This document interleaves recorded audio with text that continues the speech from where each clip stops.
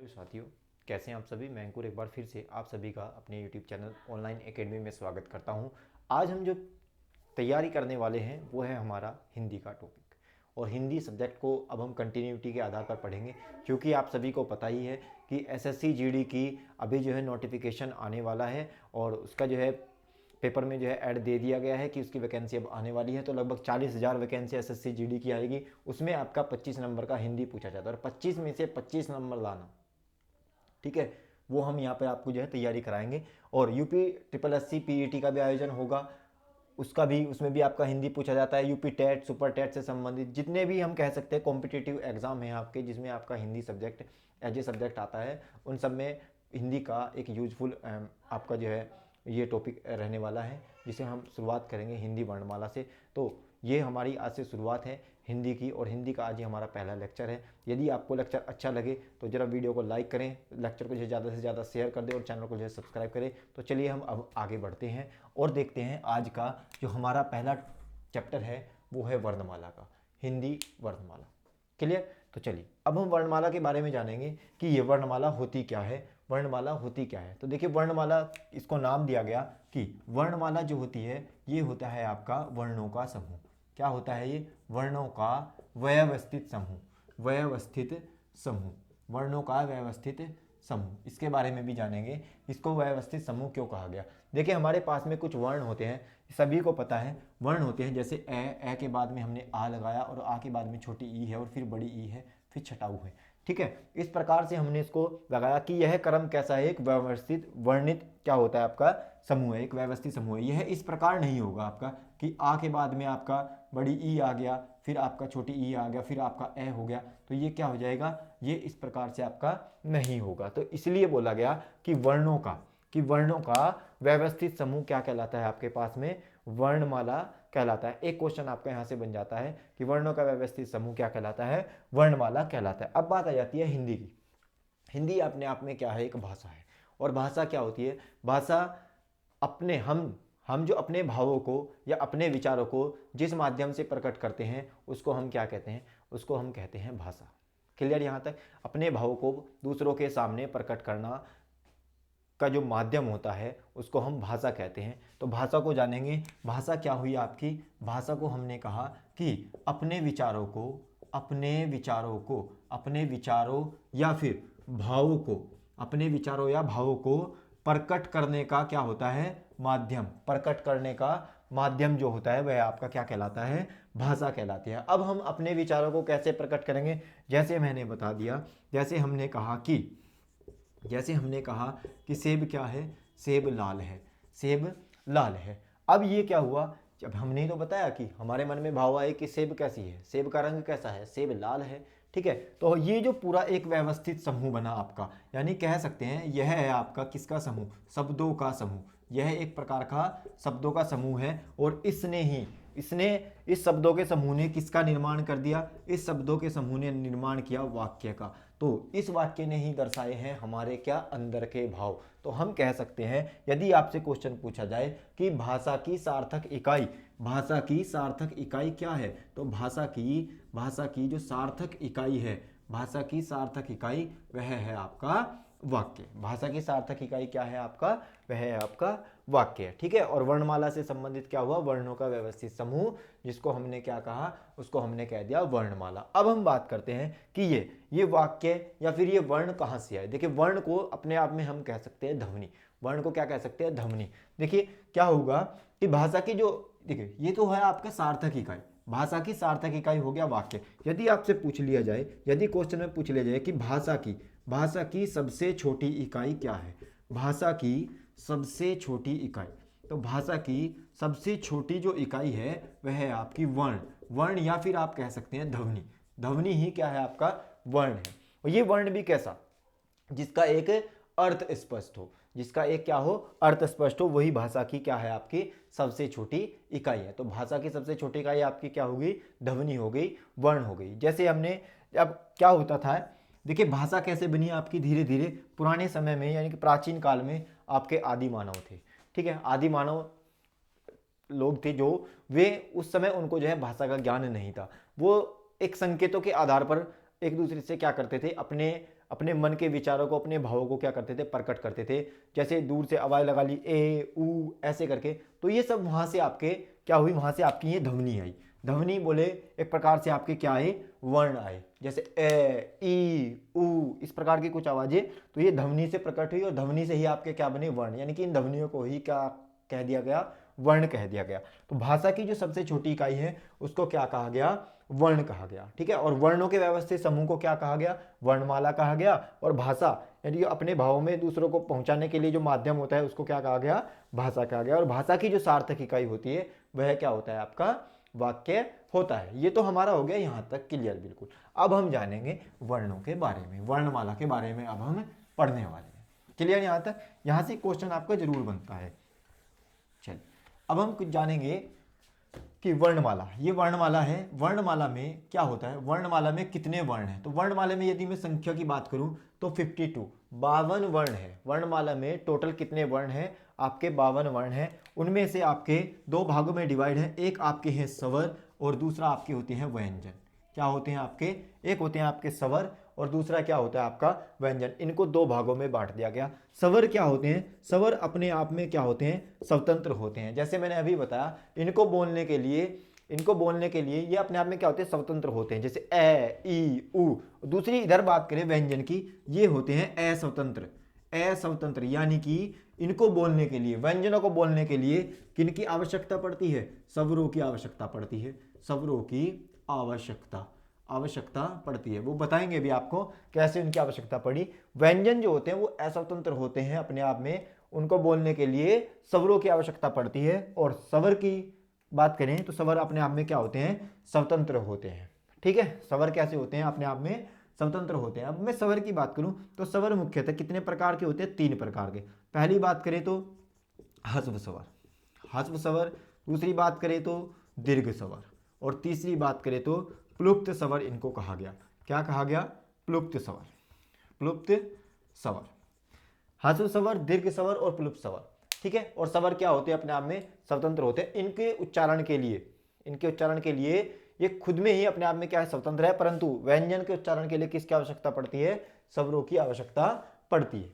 अब देखिए, जो आपके ह्रस्व स्वर होते हैं, ह्रस्व स्वर ऐसे स्वर जिनको बोलने में कम समय लगता है। कितना, ह्रस्व स्वर में हम कहेंगे कि क्या लगेगा आपका बोलने में या फिर इनके उच्चारण करने में क्या लगता है, कम समय लगता है। जैसे आपका ए ई उ और आपका हो गया री, ए ई उ और आपका री हो गया। अब इसके बारे में अगर बात करें तो ह्रस्व स्वर की संख्या कितनी हो गई, ह्रस्व स्वर की संख्या हो गई आपके पास में 4। फिर बात करते हैं दीर्घ स्वर की। दीर्घ स्वर, ह्रस्व स्वर की अपेक्षा 2 गुना समय लगता है। ह्रस्व स्वर की अपेक्षा कितना समय लगता है, 2 गुना समय लगता है दीर्घ स्वर को बोलने का। दीर्घ का मतलब बड़ा, यानी कि ह्रस्व स्वर की अपेक्षा 2 गुना समय लगा। हम कहेंगे कि इसमें समय कितना लगा, 2 गुना समय। जैसे ए यहां से समझेंगे, ए प्लस ए हमने मिला करके बना दिया आ, तो एक तो आ गया इसमें यहां पर आपका आ। फिर हमने कहा छोटी प्लस छोटी ई, क्या बन गया आपका, ये बन गया आपका बड़ी ई, तो आ गया, बड़ी ई आ गया। फिर छोटा ऊ प्लस छोटा ऊ, क्या बन गया आपका, बड़ा ऊ। ध्यान रखना, इन सब की आपको आवश्यकता संधि विच्छेद में भी पड़ेगी, जब आप दीर्घ संधि के बारे में पढ़ोगे, जब भी आपको इसकी आवश्यकता पड़ने वाली है। चलिए अब हम बात करते हैं कि बड़ी ई आ गया, फिर छोटा ऊ करके क्या आ गया आपका, बड़ा ऊ आ गया। यदि मैं बात करूं, फिर आपका आ जाता है ए आई और आपका आ जाता है ओ और फिर आ जाता है आपका औ।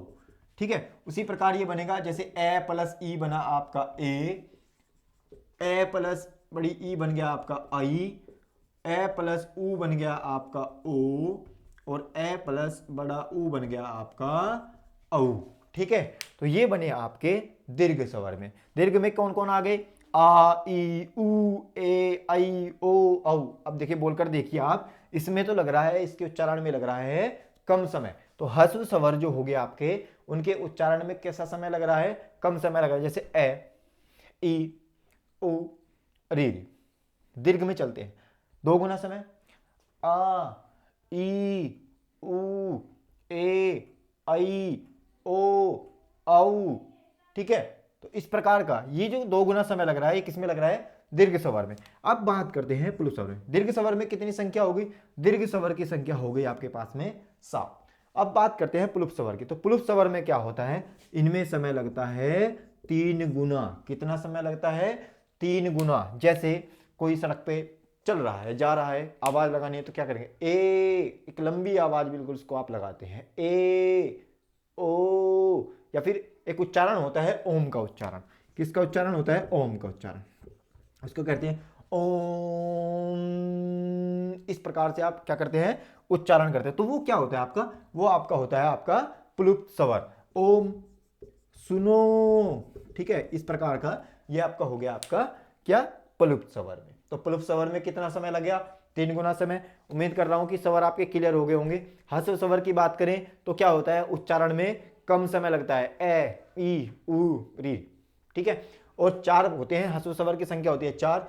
दीर्घ स्वर की बात करें तो 2 गुना समय लगता है, आ, ई, ए, उ, इस प्रकार से, ए, आई, ओ, औ, ठीक है। और प्लुत स्वर में क्या हो गया? 3 गुना समय लगा। तो हमारे स्वरों के बारे में क्या हो गया? ये कंफर्म हो गया। इसको याद रखेंगे प्लुत स्वर को। प्लुत स्वर में क्या होता है? 3 गुना समय लगता है। तो स्वरों को कितने भागों में बांट दिया गया आपका? 3 भागों में हमने इसको डिवाइड किया। अब बात हम करते हैं आगे नेक्स्ट व्यंजन की। अब हम पढ़ेंगे किसके बारे में? व्यंजन के बारे में, ठीक है। इसको मैं यहां से हटा दूं। आशा करता हूं यहां तक आपका ये क्लियर हो रहा होगा बिल्कुल। चलिए, ये हमने स्वर पढ़े। अब हम बात करते हैं, ठीक है, अब हम बात करते हैं किसकी? व्यंजन की। अब हम बात करते हैं किसकी? व्यंजन। व्यंजनों की बात करते हैं। व्यंजनों की वैसे जो मूल व्यंजन है हमारे पास में, देखिए मूल स्वरों की यदि आपसे संख्या पूछ ले, इससे पहले मैं एक चीज और क्लियर कर दूं आपको। यदि आपसे मूल स्वरों की संख्या पूछे क्वेश्चन में, आप यही याद रखेंगे कि मूल स्वरों की जो संख्या होती है वो 11 होती है। कई बार आपका ये एग्जाम में आया हुआ है, ये क्वेश्चन आपका पूछा गया। मूल स्वरों की संख्या कितनी होती है? 11। यदि आपसे पूछ ले मूल व्यंजन कितने होते हैं, मूल व्यंजन कितने होते हैं, तो मूल व्यंजनों की संख्या होती है आपके पास में 33। मूल व्यंजनों की संख्या 33 होती है। और मूल जो स्वर होते हैं उनकी संख्या कितनी होती है? 11 होती है, 11 उनकी संख्या होती है। बाकी सब इसमें व्यंजन आते हैं, जैसे आपका उक्षिप्त व्यंजन आ जाते हैं, आयोग वहा व्यंजन आ जाते हैं, ठीक है। इस प्रकार के कुछ व्यंजन आ जाएंगे, वो इसमें आपके इंक्लूड हो जाते हैं, जो है आपके जुड़ जाते हैं और टोटल बन जाते हैं आपके 52 वर्ण आपके ये आपके बन जाते हैं। तो व्यंजन के बारे में हम पढ़ रहे थे। अब हम व्यंजन के बारे में जानेंगे जिनको उच्चारण में कह सकते हैं, उच्चारण में क्या लगे? उच्चारण में स्वर की सहायता लेनी पड़े, उच्चारण में स्वरों की सहायता लेनी पड़े। अब देखिए, जैसे हमने कै का उच्चारण किया, कै, तो क्या होगा? कै यानी कि कै के साथ में हमें क्या बोलना पड़ रहा है? ए। कै के साथ में क्या बोलना पड़ रहा है? ए। फिर हम बोलेंगे गे या फिर खे बोल देंगे, तो उसके साथ में भी हमें बाद में किसका उच्चारण हो रहा है? ए का, ए स्वर का उच्चारण हो रहा है। क्लियर यहां तक? तो क्या होता है? ये बिना स्वर के नहीं बोले जाएंगे, बिना स्वर के ये नहीं बोले जाएंगे। इस प्रकार से हलंत लगाएंगे, कै हलंत ए और गे हलंत ए। तो इस प्रकार से कै, गे, तो ये इस प्रकार से आपके बोले जाएंगे। तो उच्चारण में स्वरों की सहायता क्या करनी पड़ती है? इसमें लेनी पड़ती है। बिना स्वर की सहायता के इनका उच्चारण असंभव है, ठीक है। चलिए, अब हम बात करते हैं व्यंजन कौन कौन से होते हैं। देखिए, व्यंजनों को भी कई प्रकार से आपका 5 भागों में डिवाइड कर दिया गया। पहली बात करूं तो स्पर्शी व्यंजन। कौन सा? स्पर्शी व्यंजन। स्पर्शी व्यंजन की बात करें तो स्पर्शी व्यंजन आपके 27 होते हैं। कितने होते हैं? 27। इनको भी अभी बताएंगे, ठीक है ना। कितने होते हैं? 27 होते हैं आपके स्पर्शी व्यंजन। देखिए, कैसे लेकर कहां तक? कैसे लेकर पै वर्ग तक, कैसे लेकर पै वर्ग तक, इसको याद रखेंगे। कै, खे, गे, घे और अंगा, च, छ, ज, झ, अय, ट, ठ, ड, ढ, अण, त, थ, द, ध, न, ठीक है ना। फिर प, फ, ब, भ और मैं, ये आपका होगा कै, चे, टे, ते, पै। ये वर्ग हो गया आपका। और एक वर्ग में आपके कितने वर्ण आ रहे हैं? 5 वर्ण आपके आ रहे हैं। यहाँ तक मुझे उम्मीद है आपके क्लियर हो रहा होगा कि कैसे लेकर पै वर्ग तक क्या आते हैं, आपके स्पर्शी व्यंजन होते हैं। अब देखिए एक में 5 वर्ण आए तो टोटल कितने हो गए आपके, 25 हो गए। टोटल कितने हो गए आपके, 25 हो गए। लेकिन इसमें आपके 2 वर्ण और जुड़ जाते हैं, डे और ढ। ये डे और ढ, ये जो आपके हैं इसमें 2 वर्ण और जुड़ जाते हैं। इनको हम बोलते हैं, कह सकते हैं ये द्विगुण व्यंजन होते हैं। द्विगुण व्यंजन इनको बोलते हैं ये। और इसमें इनकाउंट आपके जो है काउंट हो जाते हैं, कैसे लेकर पै वर्ग के साथ साथ में 2 और काउंट हो गए, 25 ये और प्लस 2 ये। तो टोटल जो आपके पास में हुए स्पर्शी व्यंजन वो कितने हो गए आपके, वे आपके हो जाते हैं 27, 27 आपके स्पर्शी व्यंजन हो गए। ठीक है, यहां तक क्लियर। चलिए अब हम आगे बढ़ते हैं। इनको द्विगुण व्यंजन या कह सकते हैं हम उत्क्षिप्त व्यंजन भी बोलते हैं। इनको क्या बोलते हैं, उत्क्षिप्त व्यंजन, ये भी याद रखेंगे। इनको जो है उत्क्षिप्त व्यंजन भी कहते हैं। स्पर्शी व्यंजन हो गया। दूसरे पे चलते हैं। दूसरा होता है आपका अंतस्थ व्यंजन। अंतस्थ व्यंजन, अंतस्थ व्यंजन दूसरे की बात करें, ये हो गया आपका अंतस्थ व्यंजन। अंतस्थ मतलब जो इनकी आवाज बिल्कुल एक कह सकते हैं ध्वनि अंदर से आती है। जब हम इनको बोलते हैं तो एक अंदरूनी खिंचाव महसूस हम लोग करते हैं, यानी कि अंतस्थ अंदर से खींचेगी, जैसे ये, रे, ले, वे, इस प्रकार से। तो ये कुछ आपके अंतस्थ व्यंजन है। जैसे मैं कह सकता हूं ये, रे, ले और वे। तो अंतस्थ व्यंजन कितने होते हैं, अंतस्थ व्यंजनों की संख्या होती है आपके पास में 4। अंतस्थ व्यंजनों की संख्या कितनी होती है, 4। ये, रे, ले, वे, इसको इस प्रकार याद रखेंगे। ठीक है, ये अंदर से बिल्कुल अंदरूनी से खिंचाव महसूस होता है जब हम इनको बोलते हैं। प्रैक्टिकली तौर पे अगर आप वर्णों को बोलकर देखेंगे तो बिल्कुल आसानी से याद हो जाएंगे। यदि आप इनको रटने की जो है प्रयास करोगे या इनका प्रयत्न करोगे रटने का, तो रटने से आप बिल्कुल इनको बिल्कुल भूलोगे। 100% गारंटी से कह रहा हूं, बिल्कुल भूल जाओगे। तो ये, रे, ले, वे अंतस्थ व्यंजन है और 4 प्रकार के होते हैं। फिर उसके बाद में आ जाते हैं हम नंबर 3 पर, ऊष्म व्यंजन। कौन से व्यंजन, ऊष्म व्यंजन। चलिए इसको मैं मिटा देता हूं, फिर बाद में बात करते हैं ऊष्म व्यंजन के बारे में। देखिए ऊष्म व्यंजन क्या होते हैं। ऊष्म व्यंजन ऐसे व्यंजन जिनको बोलने से मुख से क्या निकले, एक प्रकार की ऊष्मा। ऊष्मा बोले तो गर्माहट। आप बोलकर देख लीजिए, जैसे आप हथेली सामने रखिए, आप हाथ के हथेली सामने रखिए और बोलिए। देखिए शय, शय, इस प्रकार से है। ठीक है, तो ये क्या होता है, मुंह से आपकी एक गर्माहट, एक भाप की तरह की जो है आपके पास में एक हवा निकलती है, यानी हम कह सकते हैं वो ऊष्मा टाइप आपकी जो है हवा निकल रही है। और वही क्या कहलाते हैं, आपके ऊष्म व्यंजन कहलाते हैं। क्या कहलाते हैं, ऊष्म व्यंजन। तो ऊष्म व्यंजनों की बात करें, जैसे आपका क्या हो गया, शय, शय, शय और शय। ठीक है, इस प्रकार से ये चारों से हैं। इसमें अगर मैं वर्णमाला की बात करूं तो वर्णमाला में आपका ये इधर आता है और ये इधर आता है। इस प्रकार से आप याद रख सकते हैं। शलजम वाला शय, षटकोण वाला शय, सपेरे वाला शय और है हल। तो जब आप इनका उच्चारण करोगे, इनको जब बोलोगे आप, तो एक ऊष्मा ध्वनि आपकी निकलती है और हथेली से टकराती है। तो ये क्या कहलाए आपके, ये आपके ऊष्म व्यंजन कहलाए। इसको इस तरीके से आप याद रख सकते हैं। ऊष्म व्यंजनों की संख्या भी कितनी होती है, ऊष्म व्यंजनों की संख्या कितनी होती है आपके पास में, तो ये भी होती है 4। ऊष्म व्यंजनों की संख्या भी कितनी होती है, 4 होती है। क्लियर यहां तक। अब हम बात करते हैं संयुक्त व्यंजन की। किसकी बात करते हैं, संयुक्त व्यंजन। ये अभी व्यंजन के ही प्रकार चल रहे हैं। संयुक्त व्यंजन की बात कर रहे हैं। नंबर 4 प्रकार ये रहा, नंबर 3 ये रहा, 2 मैंने पहले पढ़ा दिए। संयुक्त व्यंजन की बात करें तो संयुक्त व्यंजनों की संख्या भी कितनी होती है आपके पास में, 4 होती है। 6, 3 और एक क्या होता है आपके पास में, अज्ञ। 6, 3, अज्ञ और एक हो जाएगा आपके पास में श्रेय, श्रमिक वाला श्रेय। तो देखिए इनको संयुक्त क्यों कहा गया, इनको संयुक्त कहा गया कि क्या होता है आपका, जैसे कै हलंत क्या बना आपका, षटकोण वाला शय। देखिए 2 वर्णों के संयुक्त योग से बन रहे हैं क्षय। क्वेश्चन पूछा गया है क्षय किन वर्णों का योग है, तो कै हलंत शय का। त्रय की बात करें, तय हलंत रे का। ठीक है ना। अज्ञ की बात करें तो जय प्लस न्य का, जय और अन्य आपका इनका योग है। श्रेय की बात करें, श्रमिक की बात करें तो शय हलंत रे, शय हलंत रे। तो ये आपका क्या हो जाएगा, ये आपका श्रमिक वाला हो जाएगा। तो संयुक्त व्यंजनों की संख्या भी कितनी है आपके पास में, यह भी आपके पास में 4 है। फिर नंबर 5 पे आ जाते हैं आगत व्यंजन। क्या हो जाते हैं? आगत व्यंजन। ये व्यंजन होते हैं आपके 2 प्रकार के। कितने? आगत व्यंजनों की संख्या कितनी होती है? क्वेश्चन पूछा गया है। आगत व्यंजनों की संख्या 2 होती है। कौन कौन से होते हैं आगत व्यंजन? एक आपका होता है जय, और देखिए जय पे यहाँ पे बिंदु लगा रहता है, और एक होता है आपका फै, फै पे भी आपका यहाँ पे बिंदु लगा रहता है। इन वर्णों का जो अधिकतर जो प्रयोग किया जाता है वो जो आपके फारसी शब्द होते हैं ना, अरबी शब्द, उनमें आपका प्रयोग इसका किया जाता है, जय और फै, इस प्रकार से।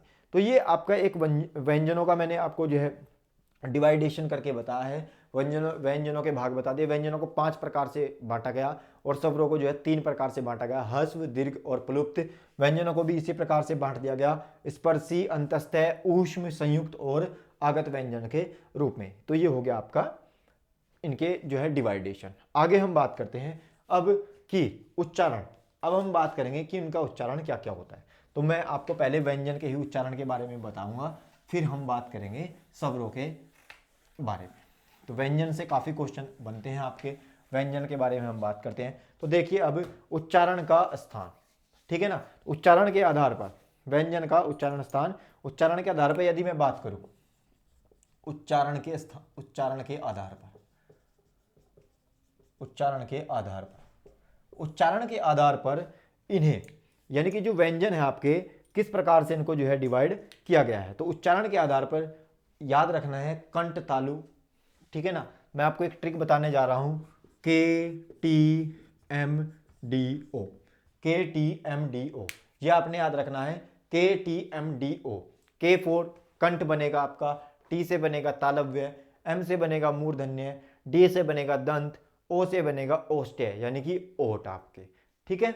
तो चलिए अब KTMDO, KTMDO, KTMDO, ये आपकी क्या है? ये आपकी ट्रिक होने वाली है, और व्यंजन का हम उच्चारण स्थान पढ़ेंगे। तो देखिए कैसे स्टार्ट करेंगे। यहाँ पे रखेंगे कै वर्ग, कै, चे, टे, ते और पै। इस प्रकार से हमने ये वर्ग रखा KTMDO, ठीक है। और इस वर्ग के जितने भी आपके 5, मैंने आपको बताया था इस पर सी एक प्रकार से 25 होते हैं, 25 और +2 यानी कि 27 होते हैं आपके पास में, ठीक है ना। तो कै, कै का जो पूरा का पूरा वर्ण होगा, कै के बाद में ख आ जाएगा, ग, कै, ख, ग, घ, अंग, च, छ, ज, झ, ञ, ट, ठ, ड, ढ, अण, त, थ, द, ध, न, फिर प, फ, ब, भ और आपका म, ठीक है। अब हम इसके बारे में देख रहे हैं, ठीक है, इसके बारे में देख रहे हैं। तो के, हम अब देखना ध्यान से, इनको बोलने का प्रयत्न करना। के का बोला, मैंने कहा के से क्या बना आपका? कंठ। कै से लेकर अंग तक, क, ख, ग, घ, अंग, कहां से आवाज निकल रही है? कंठ से। क, ख, ग, घ, अंग, कहां से आवाज निकल रही है? कंठ से। फिर च, छ, जब भी आप च बोल रहे हो, च, मैंने कहा ये टी फोर बनेगा आपका तालव्य, तालु, ठीक है ना, तालु बोल दो, या फिर क्या बोल दो इसको आप? तालव्य। तो जब भी आप बोलोगे इसको, जो ये च, ये इसकी जो आवाज है आपके निकल के, जो आपके वोकल कॉर्ड्स होते हैं, ये इनकी जो आवाज आएगी जब आप बोलोगे च, तो क्या होगा? ये जो जीभ की जो नीचे तालव्य, ये जो तली है जीभ की, वहां से टकराती हुई आती है। च, छ, ज, झ, ञ, च, छ, ज, झ, ञ, ठीक है। तो तालु और तालव्य से बात करते हैं मूर्धन्य की। एम बोले तो मूर्धन्य, मूर्धन्य यानी कि ऐसे वर्ण जब हम इनका उच्चारण करते हैं तो आवाज कहां से? ट, मुंह से, ट, ठ, ड, यानी कि मुंह में ऊपर, पहले जीभ आपकी जो जिह्वा होती है वो ऊपर लगती है, फिर नीचे, ट, ठ, ड, ढ, अण, ट, ठ, ड, ढ, अण, इस प्रकार से। तो हमने कहा इनको कि ये कैसे वर्ण हो गए आपके? ये वर्ण हो गए आपके मूर्धन्य। फिर हम बात करते हैं डी फोर दंत्य। दंत्य से याद रखेंगे दंत्य, तो त, थ, द, इसको तो आप एक तरीके से और भी याद रख सकते हैं कि द वाला जो वर्ग होता है, त, थ, द, ध, त, थ, द, ध, न, द वाला, द इसमें भी आ रहा है, और दंत्य, ठीक है ना। तो दंत्य वाला हो गया, यानी कि इस वर्ग के जितने भी अक्षर होंगे, जितने भी वर्ण होंगे, मेन सबका उच्चारण क्या होगा? आपका दंत्य होगा। और जब हम इनको बोलेंगे तो क्या होता है? हमारी जो जिह्वा होती है वो दांतों से टकरा कर ही इन वर्णों की ध्वनि क्या करती है, निकालती है। अब देखिए त, दांतों से आवाज टकराए, त, थ, द, ध, न। ठीक है, तो ये हो गया आपका दंतव्य। अब बात करते हैं हम ओष्ठ्य की। ओ फोर बना आपका ओष्ठ्य, ओ से बना आपका ओष्ठ्य। आपने ये ट्रिक बिल्कुल याद रखनी है। आप कंठ तालु इनको भूल जाओ, एक प्रकार कंठ तालु मूर्धन्य दंत्य ओष्ठ्य, इनको आपको याद रखने की जरूरत नहीं है कि कौन सा कंठ है। आप याद रखिए KTMDO, और इस प्रकार से इनको जो है ऐसे सजा दीजिए, ऐसे ही अपने माइंड में बिल्कुल सेट कर दीजिए। KTMDO कै ख ग घ अंग टी च कै च ट त प वर्ग। ठीक है ना, तो KTMDO आपका हो गया। तो ये दंतव्य हो गया। ओष्ठ्य की बात करते हैं। ओष्ठ्य में आ जाता है आपका प फ ब भ म, प फ ब भ क्या आ जाता है आपका, मैं। अब देखिए जब हम प का उच्चारण करते हैं प, तो हमारे होठ प, फ, ब, भ, म, बिना होठ के आप बोल ही नहीं सकते इन वर्णों को। ठीक है ना, इसलिए इनको क्या कहा गया, इसलिए इनको कहा गया ओष्ठ्य वर्ण। क्या कहा गया इनको, ओष्ठ्य वर्ण। तो ये हो गया आपके क्या, ओष्ठ्य वर्ण। क्लियर यहां तक, ये आपके हो गए ओष्ठ्य वर्ण। तो KTMDO ये चीज समझ में आ गई। कंठ का उच्चारण स्थान क ख ग घ अंग, ठीक है ना। तालव्य का उच्चारण स्थान च छ ज झ, मूर्धन्य का ट ठ ड ढ, दंत्य का त थ द ध न, ओष्ठ्य का प फ ब भ मैं आपका। तो ये आपका क्लियर हो गया। ये आपके उच्चारण स्थान थे किसके, इनके। क्लियर यहां तक। अब हम बात करते हैं वायु के आधार पर। किसके, वायु के आधार पर। ये तो था किसके आधार पर, व्यंजन का जो है उच्चारण स्थान था। अब हम उच्चारण स्थान पे हम बात करते हैं किसकी, वायु, वायु के आधार पर। अब हम वायु के आधार पर बात करेंगे कि वायु के आधार पर क्या होता है, कि क्या होता है, कुछ वर्ण आपके ऐसे होते हैं जिनको बोलते वक्त क्या होता है, कम वायु। ठीक है ना, कम वायु क्या एक प्रकार से निकलती है, और एक कुछ वर्ण आपके ऐसे होते हैं जिनको बोलने पर ज्यादा वायु जो है आपकी निकलती है। अब देखते हैं कैसे। वायु के आधार पर मैंने इनको बोला और मैंने इनको हटा दिया। वर्ग बिल्कुल सेम यही रहेंगे आपके, स्पर्शी व्यंजनों की जैसे बात कर रही है तो वर्ग बिल्कुल सेम रहेंगे। तो वायु के आधार पर ये दो प्रकार के होते हैं, याद रखना। एक होता है आपका अल्प प्राण, अल्प प्राण, और एक होता है आपका महाप्राण। अल्प प्राण और आपका क्या हो जाएगा, महाप्राण हो जाएगा। ठीक है, इसको मैं दोबारा लिख देता हूं। त थ द ध न प फ ब भ म। चूंकि आपको सभी को पता ही है ये कौन से व्यंजन है, ये स्पर्शी व्यंजन है। मैं यहीं से आपको बता रहा हूं, ये कुछ आपके स्पर्शी व्यंजन है, इनकी मैं बात अभी आपके कर रहा हूं। ठीक है, तो चलिए क ख ग घ अंग। तो वायु के आधार पर कितने, दो प्रकार के हैं, अल्प प्राण और आपके महाप्राण। अल्प प्राण की बात करें तो कम वायु की आवश्यकता, और ठीक है महाप्राण की बात करें तो क्या होता है, उच्चारण में अधिक वायु। अल्प प्राण में क्या होगा, उच्चारण में कम वायु, और महाप्राण में अधिक वायु। तो वहीं से आप याद रखेंगे कि जिनका उच्चारण क, मैंने बोला क, फिर बोला ख, ग, घ, अंग। अब हम यहां से कह सकते हैं कि जो पहला तीसरा ठीक है ना, और पांचवा, पहला तीसरा पांचवा, इस प्रकार से कर सकते हैं। या फिर वर्ग का पहला और तीसरा, ठीक है ना, वर्ग का पहला और तीसरा वर्ण क्या कहलाएगा, अल्प प्राण। वर्ग का पहला और तीसरा वर्ण क्या कहलाएगा, अल्प प्राण कहलाएगा। वर्ग का पहला और तीसरा, वर्ग का पहला और तीसरा, चलिए वहां से दिखाई नहीं पड़ रहा है तो मैं यहां पे लिख देता हूं। वर्ग का पहला और तीसरा वर्ण क्या कहलाएगा, अल्प प्राण कहलाएगा। क्या कहलाएगा, अल्प प्राण। और फिर वर्ग का दूसरा व चौथा क्या कहलाएगा, महाप्राण कहलाएगा। महाप्राण कहलाएगा क्योंकि ध्वनि इनको बोलने में अधिक वायु की। देखिए क, ख, ग, घ, अंग।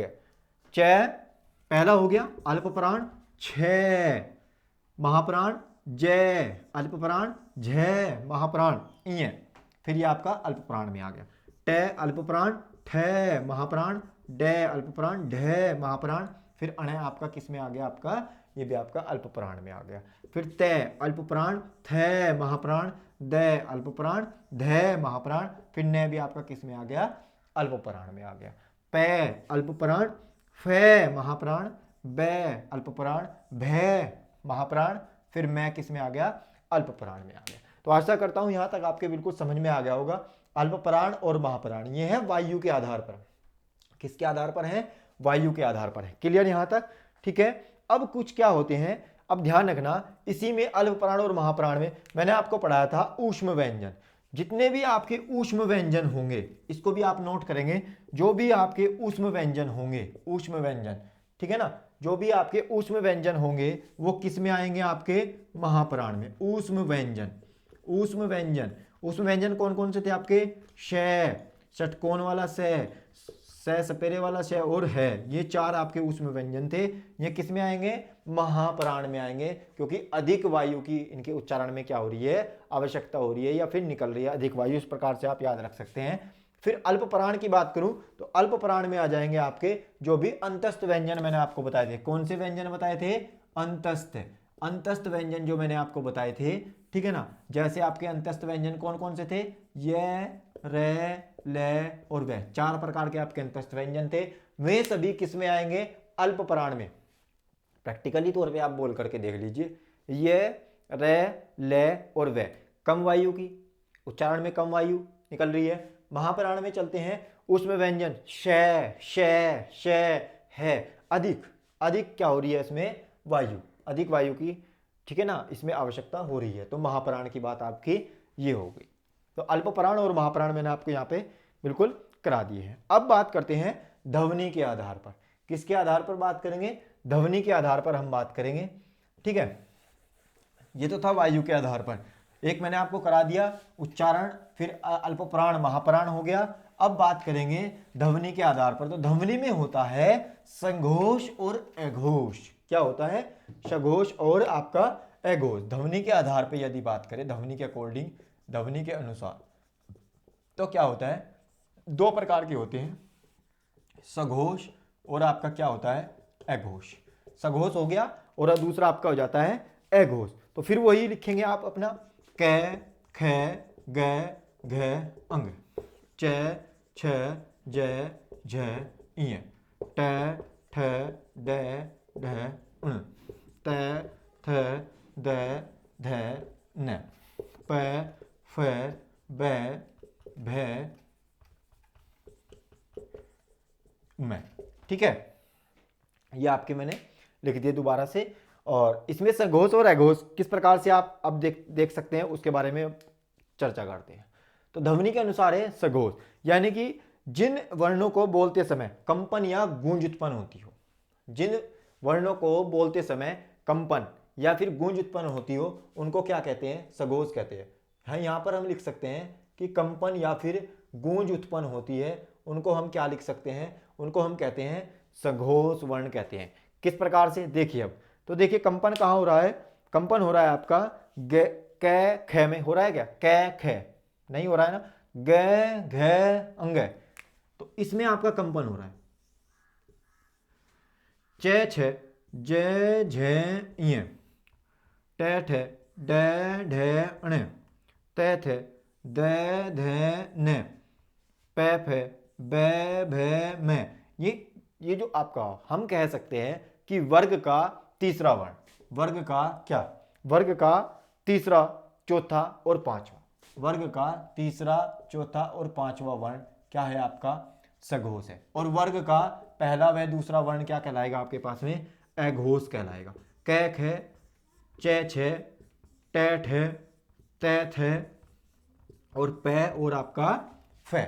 ठीक है, ये जो दो हो गए आपके वर्ग के दो, वर्ग के आपके पहले दो वर्ण क्या हैं? आपके अघोष है, इनमें कंपन उत्पन्न नहीं हो रहा है। ठीक है, इनमें कंपन उत्पन्न नहीं हो रहा है, ये आपके क्या कहलाए? अघोष वर्ण कहलाए। और सघोष की बात करें तो जिनमें आपकी गूंज या फिर कंपन उत्पन्न होता है, उनको हम क्या कहते हैं? उनको कहते हैं सघोष वर्ण। ठीक है, अब हम बात करते हैं अघोष की। देखिए श, ये आपका सलजम वाला श हो गया, श और है, ये तो आपके आते हैं अघोष में। लेकिन सघोष की बात करें, सघोष में आपके आते हैं य, रे, ले, व, य, रे, ले, व। देखिए ये क्या है? ये तो है अंतस्थ व्यंजन, यानी कि सभी अंतस्थ व्यंजन हम कह सकते हैं। अंतस्थ व्यंजन क्या होते हैं? आपके सघोष होते हैं। और जो आपके ऊष्मे व्यंजन होते हैं वो आपके क्या होते हैं, वे आपके एगोस होते हैं। इसमें से काउंट नहीं होगा सपेरे वाला, ये ध्यान रखेंगे आप, ठीक है ना। से आपका जो सपेरे वाला से है वो आपका एगोस नहीं है। तो शय और है इसको हम याद रखेंगे। क्लियर यहाँ तक? चलिए, तो ये आशा करता हूँ कि आज मैंने जो आपको पढ़ाया है व्यंजन, पूरा व्यंजन मैंने आपको लगभग कंप्लीट करा दिया है, ठीक है। ये आपके समझ में आ गया होगा। कल की जो क्लास होगी उसमें हम स्वरों के बारे में पढ़ेंगे और कुछ जो इंपॉर्टेंट आपके इस चैप्टर से क्वेश्चन हैं उनको हम जो है करने वाले हैं कल की क्लास में, ठीक है। तो आज की क्लास आज के लिए इतना ही। जय हिंद। वीडियो अगर अच्छी लगी हो तो वीडियो को लाइक करें, चैनल को सब्सक्राइब करें। धन्यवाद।